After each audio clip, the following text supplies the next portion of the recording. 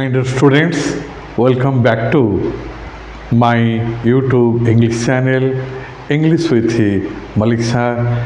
In the previous class, we have discussed about the importance of subject part and also the various ways of using the subject as gerund can be used as subject, to infinitive as also used as subject, that is what we call verbal noun, and how we can use WH word as the subject, noun clause as subject, and hence it is clear that without a subject part neither a sentence nor a clause can be formed, and therefore this is a very interesting part of our discussion in connection with the fundamentals of English grammar. Our students therefore know about very clearly how subject is formed and subject is used in clause and sentence. Yes, in today's segment we are going to discuss about the predicate part. Here, predicate part is also another essential factor without which neither a clause nor a sentence can be formed. Hence, predicate part is also a very significant point of our discussion, and yes, now see how. What is by predicate part? How we use predicate part? What are the essential elements of predicate part? How predicate part is very essential for the formation of a clause and sentence. Let's see. Yes, come. Predicate part. In the predicate part of a sentence, we use verb, object, complement, and adjunct. Yes, these are the four essential elements of the predicate part. Yes, you see, without verb, all these are useless. But verb, along with verb, we can use object, complement, and adjunct. There can be no clause or sentence without a predicate part. What we have discussed, that a predicate part is a must in the formation of a clause or a sentence. Therefore, how? Let's see. Here we find verb. Verb is the first and most important factor for the predicate part. It is the head word. The head word, verb is the head word of the predicate part. It means it is clear that without verb, and that verb must be a finite verb. Without verb, predicate part cannot be possible. Finite verb, what we have discussed, that finite verb is a verb which takes tense, and this is must. And here, without verb, sentence or clause cannot be formed. Verb is the head word of the predicate part. Without verb, neither a clause nor a sentence can be formed. And yes, if the predicate part consists of one word, definitely it must be a verb. Yes, if a predicate part is formed of one word, for example, march, yes, halt, commanding factor. March, halt are the finite verbs. Here the subject is you, which is usually omitted in imperative mood, and therefore halt itself a sentence because it has the subject you, which is found omitted in spoken and written English. Yes, therefore verb is a must, and verb is very essential for the formation of predicate part, and hence verb is called the head word of predicate part. Yes, again, and after a finite verb, the verb which takes tense. So, you see, verb which takes tense and intransitive verb, complement, that is adjunct is used. Finite verb or non-finite verb, complement or adjunct is used, but after a transitive verb, object again, after a finite verb we use intransitive verb, complement and adjunct. But after transitive verb, object, complement, adjunct may be used. It means a transitive verb. That it means a transitive verb. What do you mean transitive verb? Transitive verb is a verb which takes object. It may take one object or may take two objects, but transitive verb is a verb, it is clear, that which takes object. Yes, if there is one object, that is object, but if there are two objects, definitely first one or one is a direct object, other is the indirect object. We will discuss later. Yes, now here we find the fact that predicate part is very essential for the formation of clause side by side a simple sentence. Number one, and that predicate part must have a verb. Without verb, predicate part cannot be formed, and that verb is the head verb of the predicate part. Other elements of predicate part are object, complement, adjunct. We will discuss it later. Then how? Remember the idea in connection with the other parts of the predicate. Here we find that the example that how numbers of birds fly in the sky. See now, numbers of birds fly in the sky. This is a simple sentence, and in this simple sentence, number of birds fly in the sky.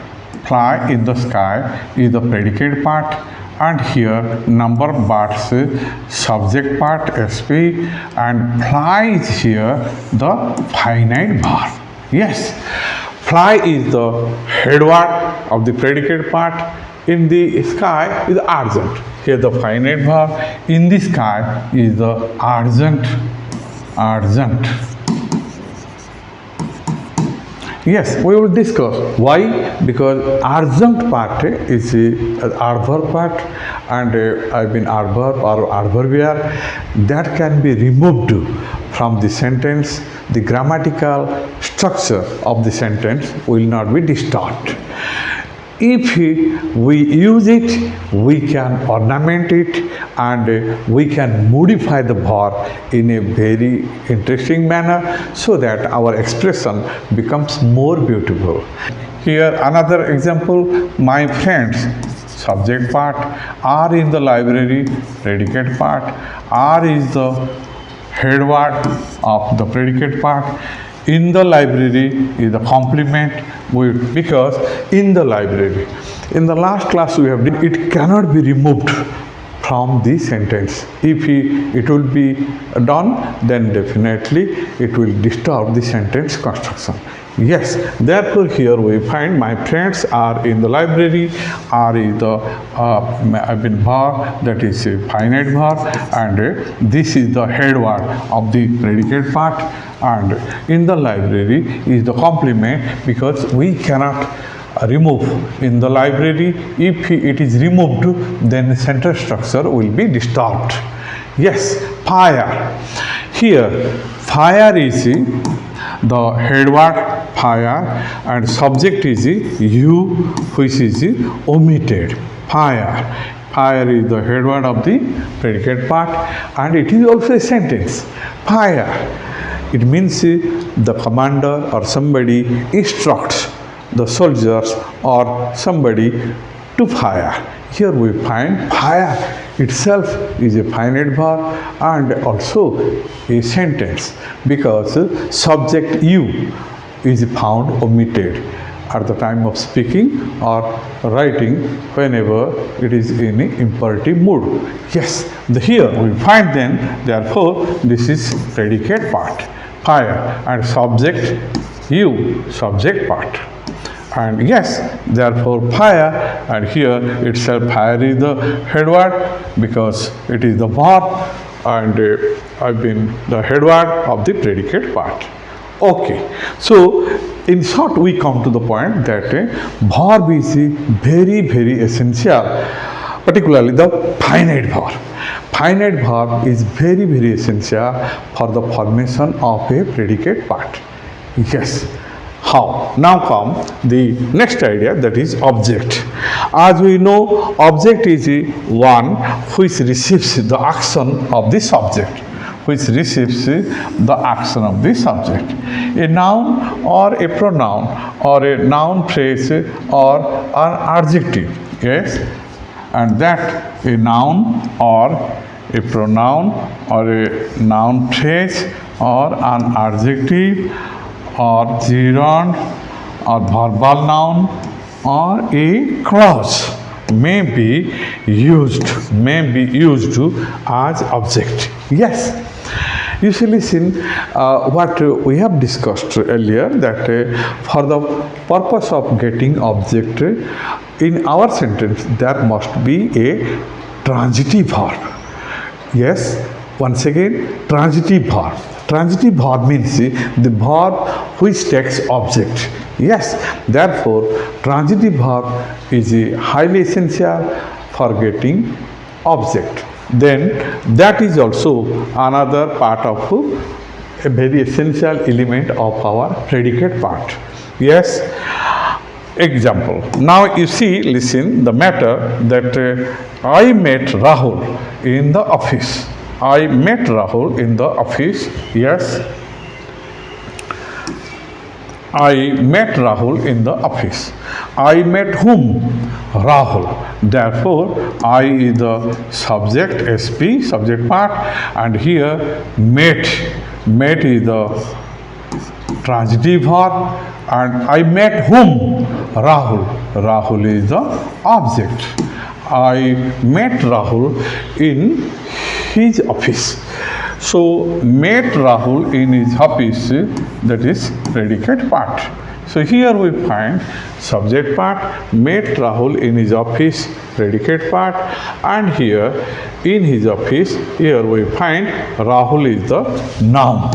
I met whom? I met whom? I met Rahul in his office. So you see, listen here, we find that I met Rahul. Rahul is now the object, I mean of the verb met, and that object is a noun.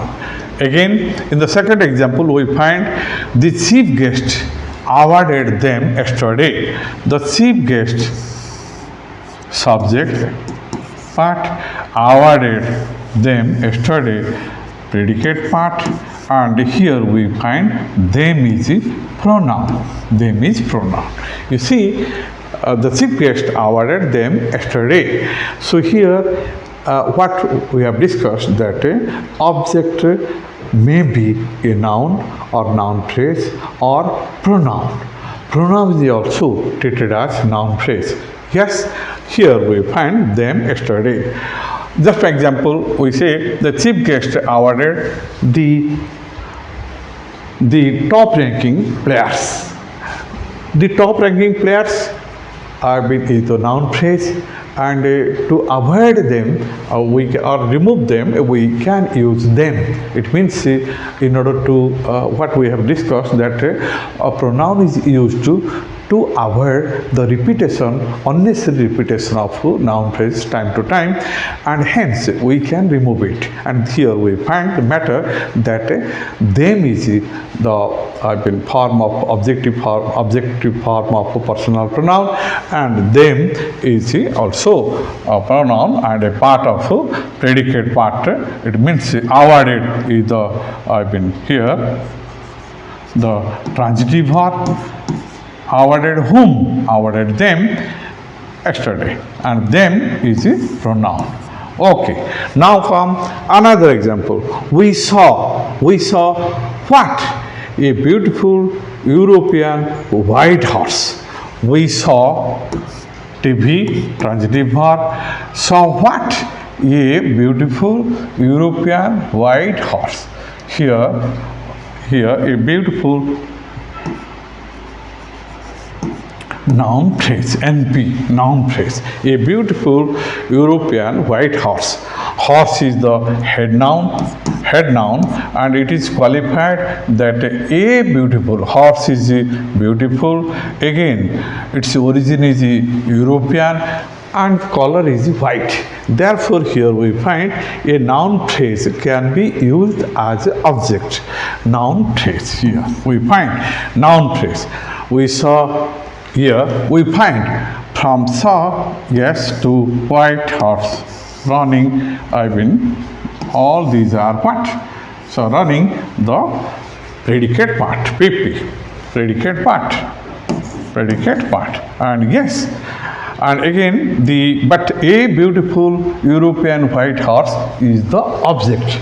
It is a noun phrase because it ends with a noun, horse, and that horse is qualified by or modified by white, European, beautiful, and article a.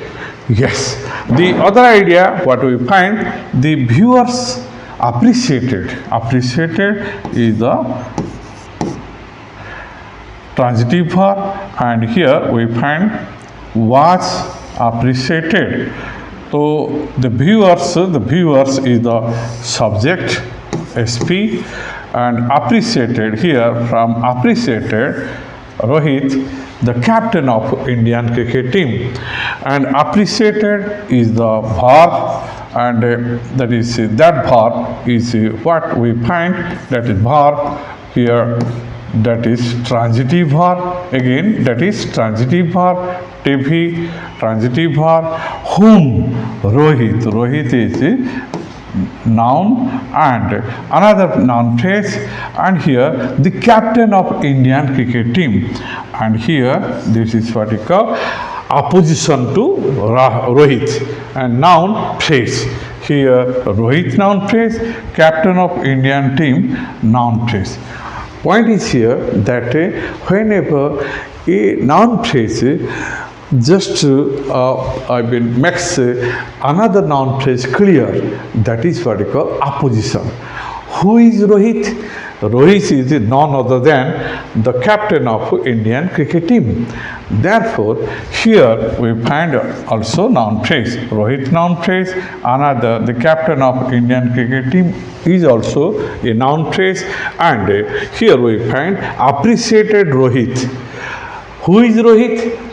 The captain of Indian cricket team. So here we find the predicate part, and starting from appreciated to cricket team. Here we come to the next example. Another example we find that she enjoys transitive verb, enjoys what? Swimming a lot. Enjoys swimming a lot. Swimming is gerund. Yes, whenever present participle verb does the role of noun, it is called gerund. In other words, a verbal noun. And here we find that she enjoys what? Now, swimming a lot. Enjoys swimming a lot is the predicate part, and swimming is here the gerund or verbal noun, and it is also the object of the verb enjoys. She enjoys what? Swimming. Enjoys what? Swimming. And a lot. The degree of her enjoyment is found here. Teacher said. Teacher subject part. C subject part, and here teacher said is the transitive verb. Said what? That morning shows the day. It is a clause, and this clause is a noun clause. And yes, teacher said that morning shows the day. Teacher said what? That morning shows the day. It is the that clause or noun clause. And yes, here we come to the point that an object can be can be a noun or can be a pronoun, can be a gerund, can be a clause. Yes, and now the matter is clear. But for getting object, we definitely use a transitive verb, and this is the nature of the object. Now come the next idea in this connection. A transitive verb can take two types of object. A transitive verb can take two types of object. Yes, that can take two types of objects. What we have already discussed, a transitive verb can take two types of objects, such as one, direct object, number two, indirect object. Yes, this is also very simple idea, but it's very necessary for our students to know that a transitive verb can take two types of object, that is direct and one is indirect. Then how can we get that object? Yes, now come putting question what. Yes, putting question what, after the transitive verb we get direct object. Yes, this is very simple idea. Putting question what after the director, that is what, after the transitive verb we can get direct object. And putting question whom, yes, whom, we get indirect object. Yes, generally indirect object comes first.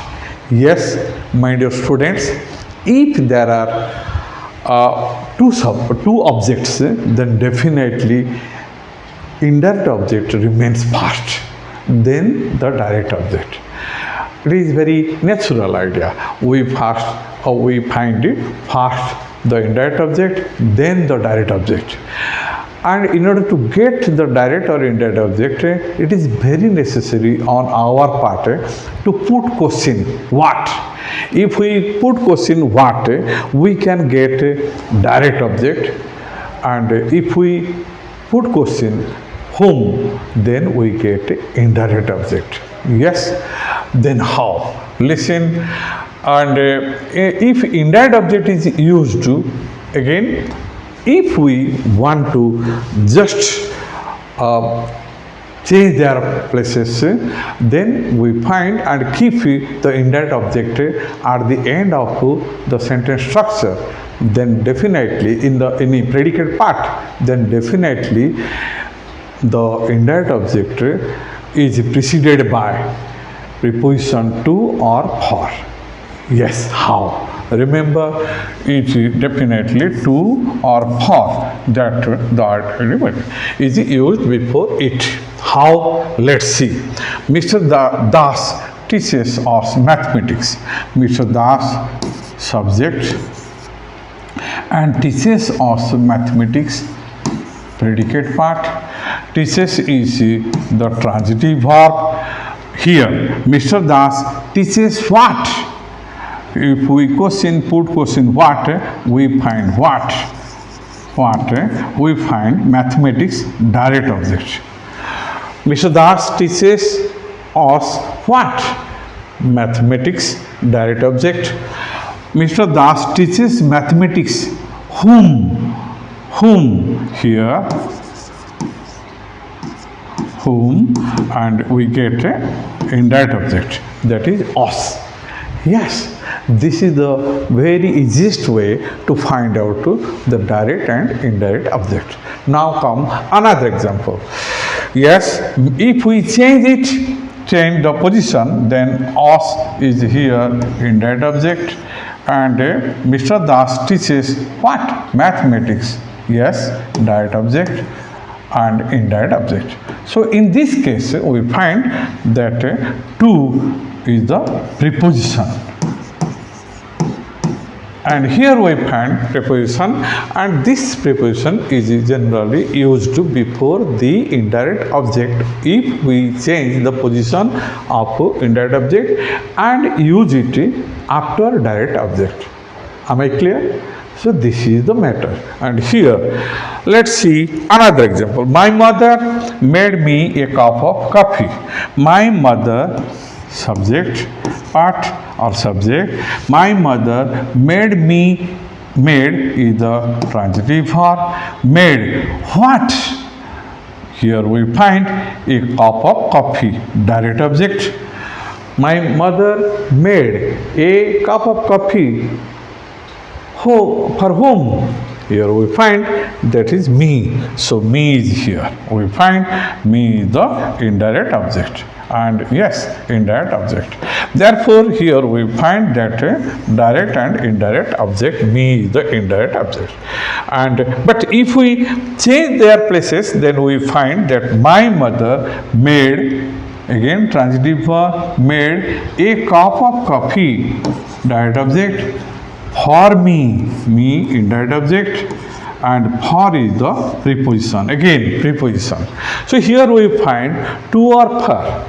So this is the way how we will find direct and indirect object in the predicate part. Yes, now come to the next idea, another that there can be object of a preposition. Again, another very interesting idea, object of a preposition. And in this case, we find that how object of a preposition. There can be object of a preposition in a sentence. It means if after a preposition the noun phrase is used, generally it is called object of a preposition. Then how?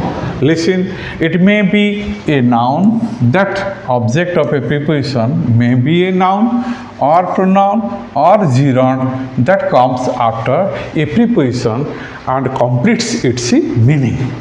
So after the preposition, if it completes the meaning, then that noun or pronoun or gerund may be regarded as an object of preposition.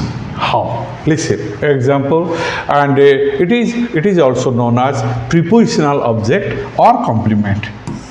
Prepositional object or complement. Yes. How? See, now here we find the other example in this connection, that how we find the matter.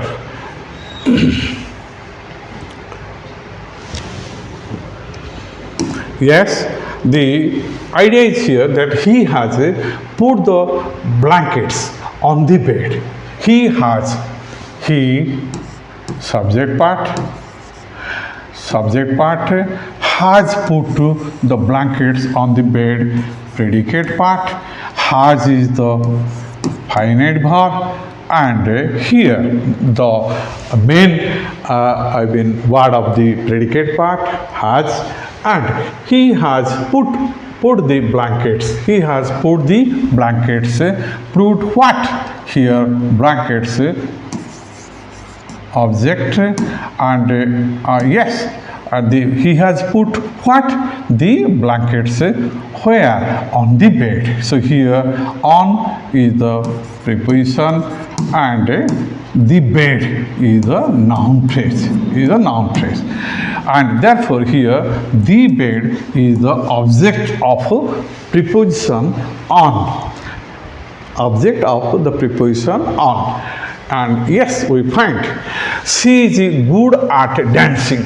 She subject part, is good at dancing, predicate part, and here dancing is the object. Dancing is the object of a preposition at. She is good at dancing.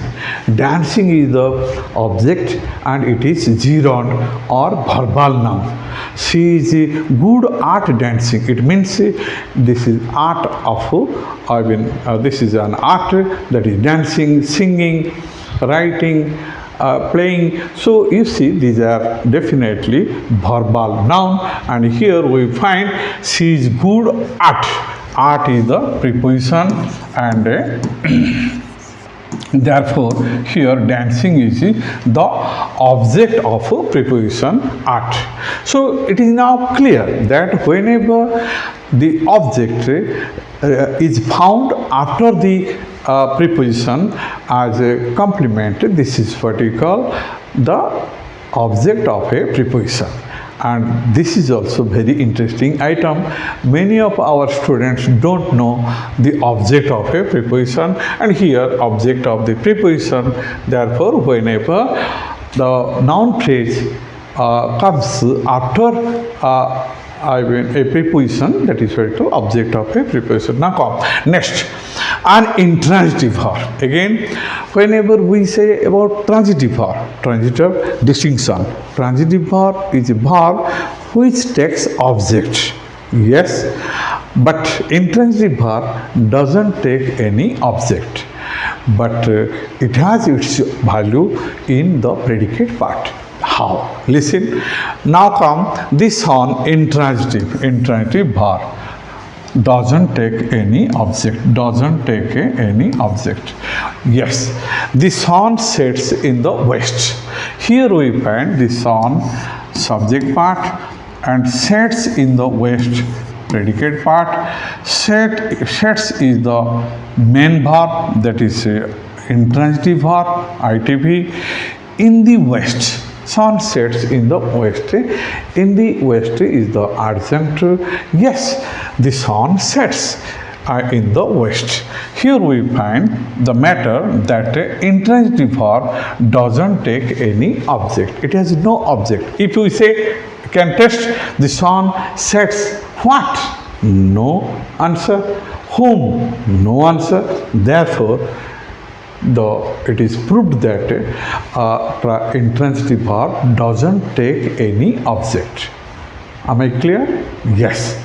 Now come next, honey tastes sweet. Honey subject part, and here tastes the intransitive verb ITV, and sweet. Honey tastes sweet. Sweet is I've been here the adjective that is the matter in connection with the honey tastes sweet. It is the complement. Honey tastes sweet. And here we find the matter that is complementary, but there is no object. Many of our students are in confusion that what is complement and what is adjunct. What are the distinction in between complement and adjunct? Yes, this is therefore a very interesting idea, and we will discuss specially in another segment about the differences between the complement and adjunct and how they play very important role in our spoken and written English. How? Now see, here we find complement. It is used to complement the noun or pronoun in a sentence, to complement. Therefore, it is used as complement. So, complement the noun or pronoun in the sentence to make it more attractive. Naturally, complement plays very important role.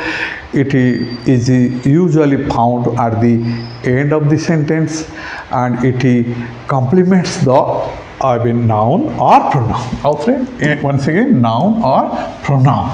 And it is to make the sentence more attractive. It cannot be removed. It cannot be removed from sentence structure, from the predicate part. Yes, if we remove the complement, the sentence structure will be disturbed and it will express, it will not express any complete meaning. Therefore, it adds more information about, definitely more information about the subject or object. Yes, how? Let's see. The dog was hungry. You see, the subject is the dog subject part, and the subject, the dog. This is a noun phrase. Dog is the head word. The is the article. The dog combiningly what we say, noun phrase and subject part. The dog was hungry. Was hungry is the predicate part, and was is the, that is finite verb. Finite verb, and it means it takes tense, and the past tense here now. The dog was hungry, subject complement, because hungry keeps relationship or gives more information about to the subject, dog. It means here we find this is the state or condition of the dog. The dog was hungry. The dog was hungry, the dog was tired, the dog was exhausted. Yes, and here we find the dog was hungry. Hungry is the subject complement, in the sense hungry indicates hungry. Here we find the adjective, and here adjective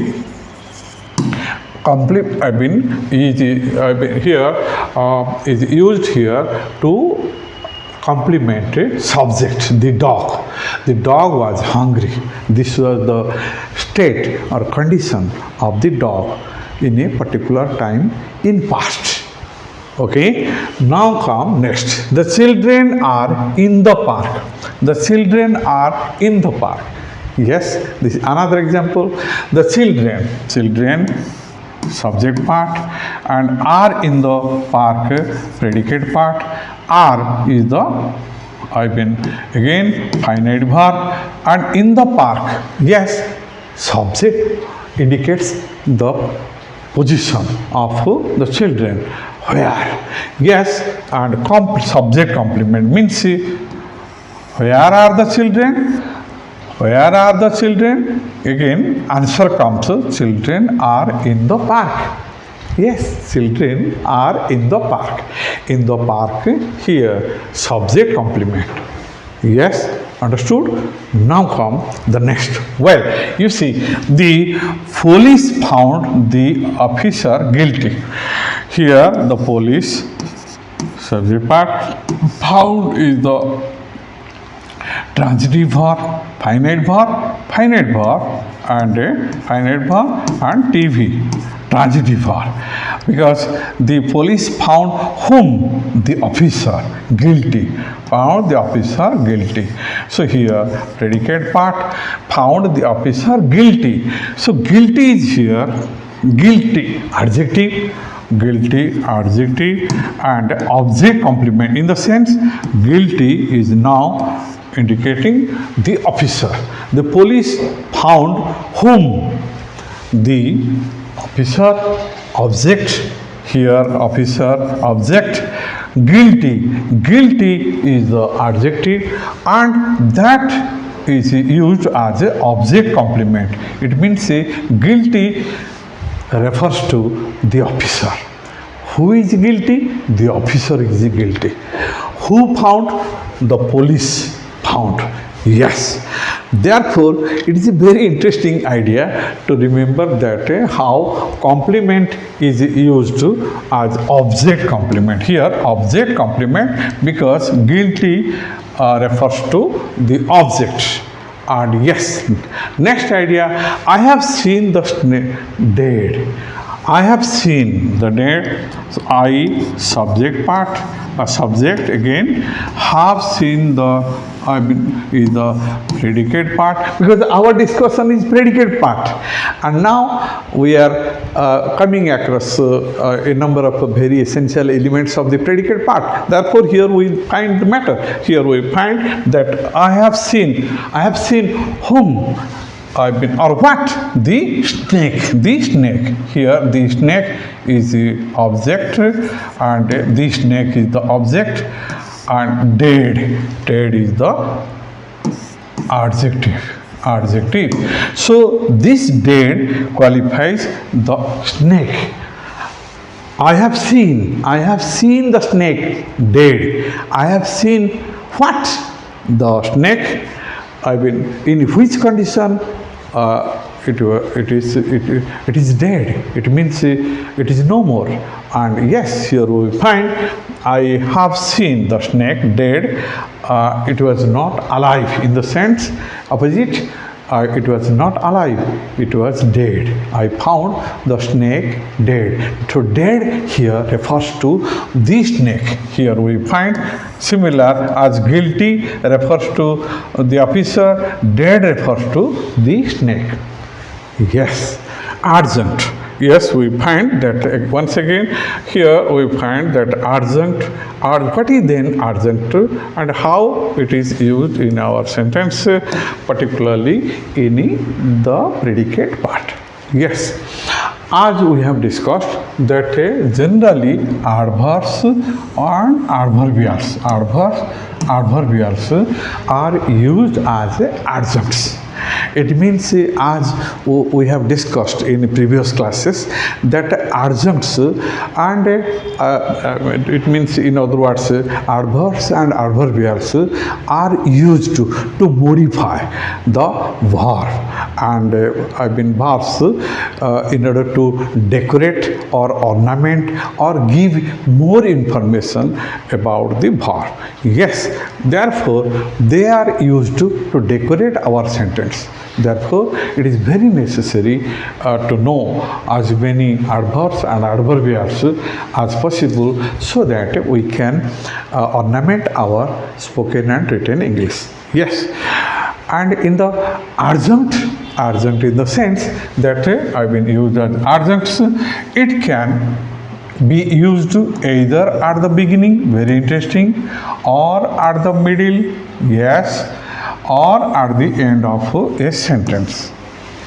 Yes, this is the difference, a sort of difference in between the position of complement and the position of adjunct. Whenever complement is usually used at the end of the sentence to complement either subject or object. In this case, we find that adjuncts, adverbs or adverbials may be used at the beginning of the sentence, or in the middle of the sentence, or at the end of the sentence to decorate the sentence structure and the verb. Yes, how? Listen. And adjunct is used to decorate or ornament, what I have told you, ornament the verb. And if we remove the grammatical sentence of the grammatical sense of the sentence is not hampered. It means we may decorate our sentence with the help of adverbs and adverbials, which is known as adjunct. But if we remove adjunct, adverb or adverbial, the sentence structure is not disturbed, not hampered. Yes, this is the difference in between complement and adjunct. Now see how. Listen, example. We visited Kalijai last month. We visited Kalijai last month. Visited Kalijai last month. Predicate part. We subject part or subject. We visited Kalijai. We visited a transitive verb. Visited Kalijai, the name of the place. We visited. Where?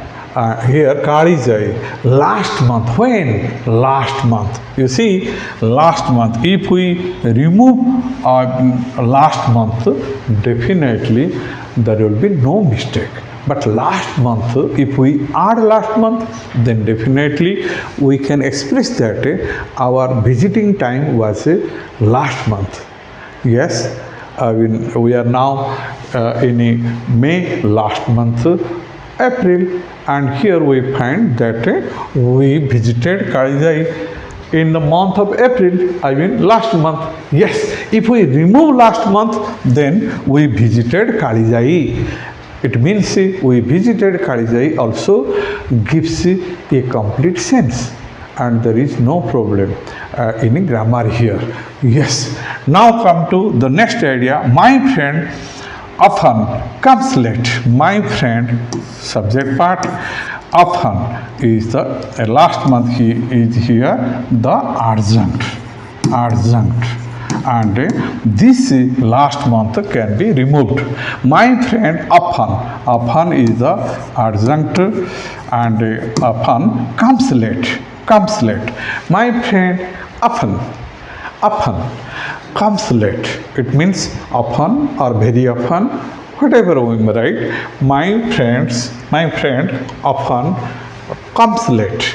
Yes. So here, if often is the adjunct, it is also adverb, and if we remove often, then the sentence structure will not be hampered, and therefore my friend often comes late, my friend comes late, my friend comes late, my friend usually, normally, often, very often. These are the adverbs or adverbials. If we remove them, the sentence structure will not be disturbed. Yes, therefore here often is the adjunct, and I mean often comes late. Here we find predicate part. Okay.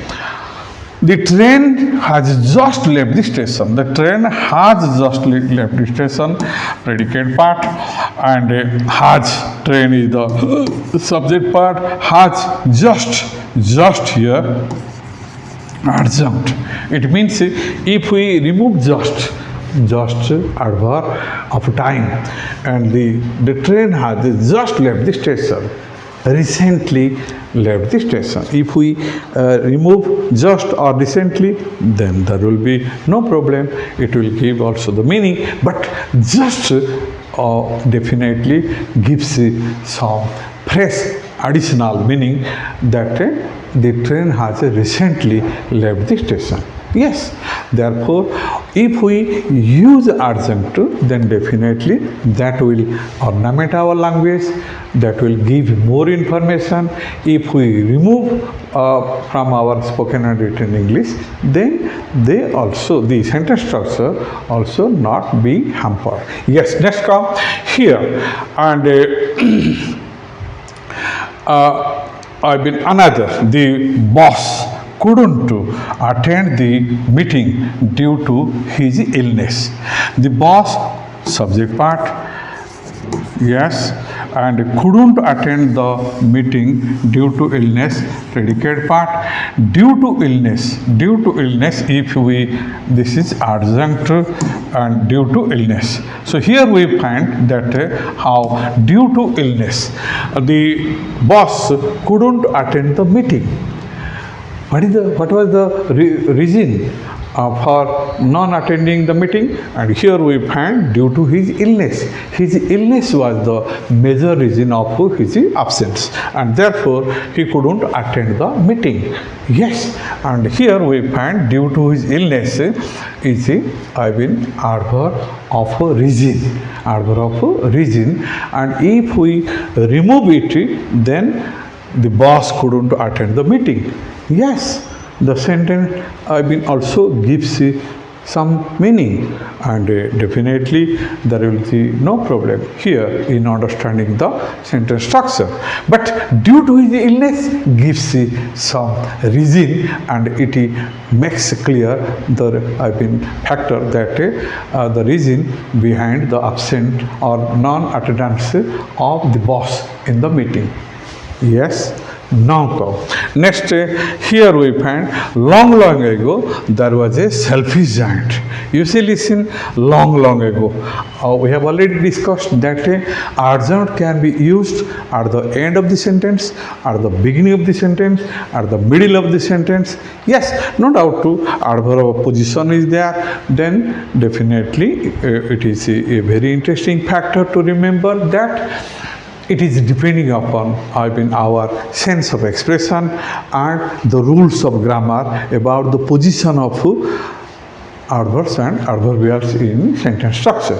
Yes, here we find long ago adverb here adjunct of time, and this long ago adverbial, and it is adjunct now because it can be removed. Yes, long ago there was a selfish giant.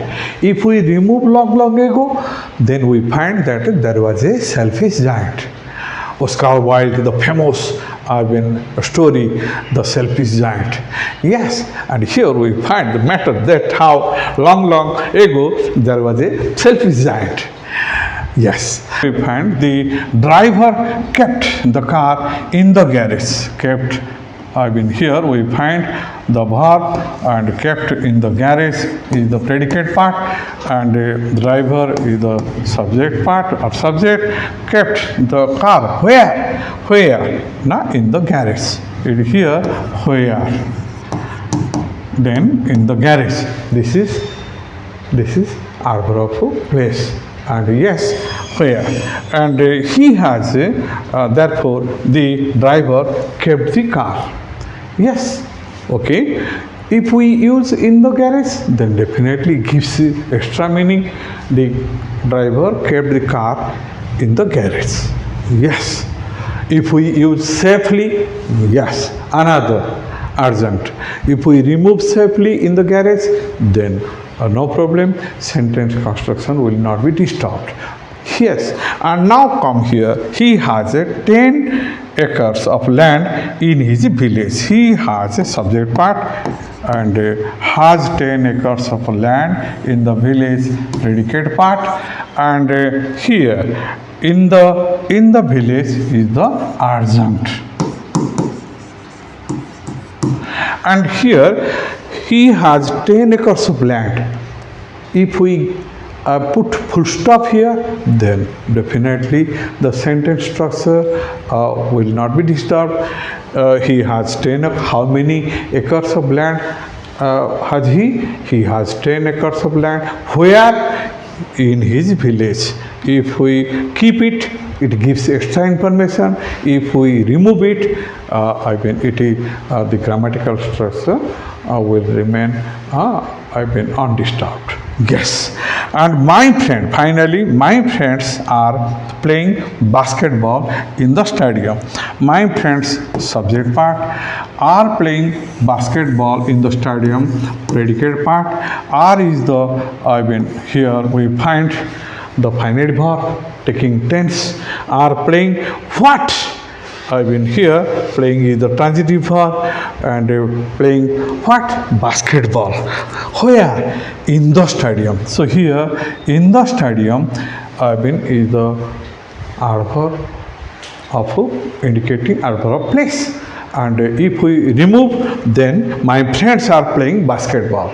Yes. My dear students, come to the conclusion. Here, in short, we can say that predicate part is very essential in sentence structure. You may in your spoken or written English. Okay, as subject part is very important, predicate part is also very important. Yes, in predicate part, verb plays the most important role as the head word of the predicate part. Yes, that verb may be finite verb, may be transitive verb, may be intransitive verb. Yes,